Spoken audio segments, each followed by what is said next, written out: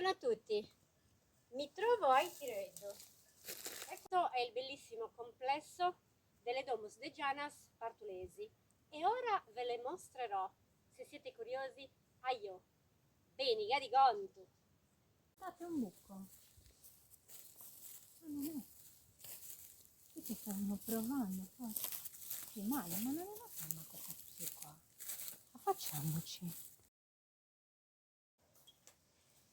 Qui forse c'era un cantiere in corso e poi si sono fermati, ma sono solo delle impressioni mie personali ammirando questo luogo.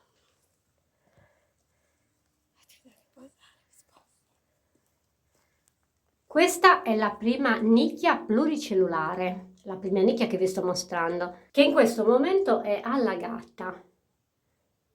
Questa è la seconda, molto bella la pietra come è stata scolpita. Lo vedete l'imbocco di quest'altra cella, di quest'altra stanzetta, è a forma di brocca, sembra un vaso.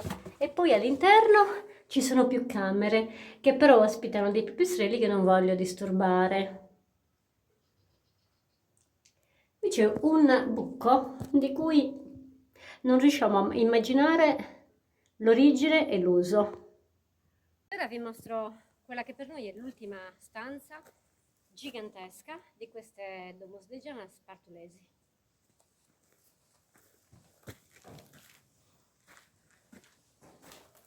Questa è altissima, è stata sicuramente utilizzata dall'uomo perché sono evidenti i segni del fumo, quindi probabilmente questa è stata utilizzata per rifugio, per cucinarci magari della carne.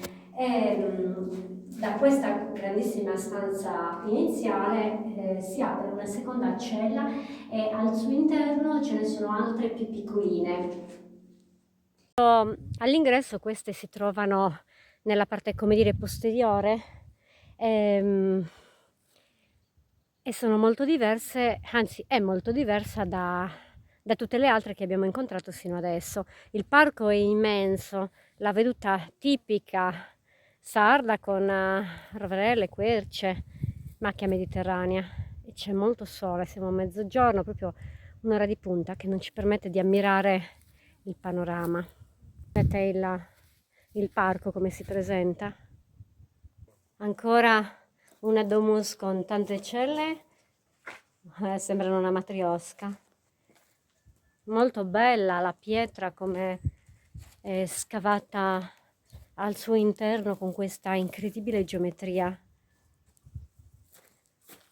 Vedete?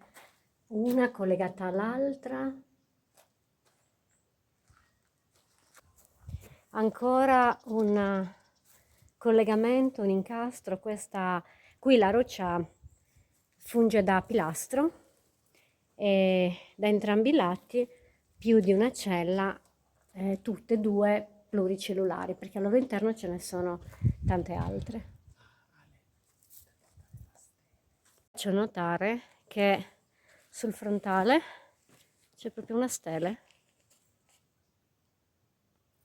Riuscite a notarlo? Questo disegno geometrico inciso appunto nella roccia, che li abbelliva e aveva sicuramente un preciso significato. Sono molto molto eleganti, imponenti, stupende. Per la precisione questa si chiama stele a prospetto frontale. Fate un buco. Da queste domus vi saluto, Asibirisanus. Noi torniamo nel paese di Itireddu per pranzare. Facciamoci.